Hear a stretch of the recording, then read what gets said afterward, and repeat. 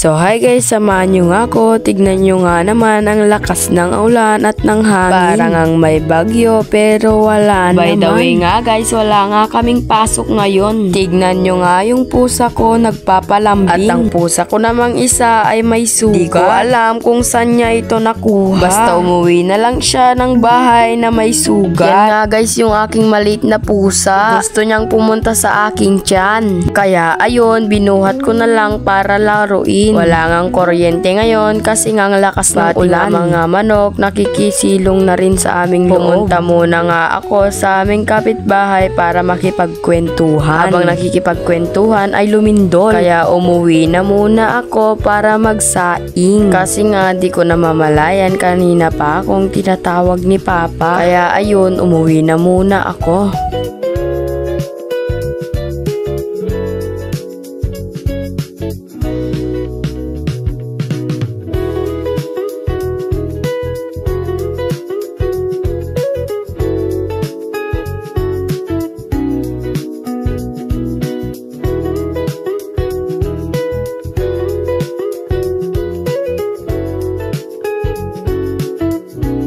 Pagkatapos ko ngang magsaing, ayan, tapos na rin akong maligo. At syempre, pinatayo ko muna tong aking buhok para matulog. Pagkagising ko, ayan, nagmerienda muna ako ng easy. Dito na nagtatapos ang video. Thank you for watching. Bye!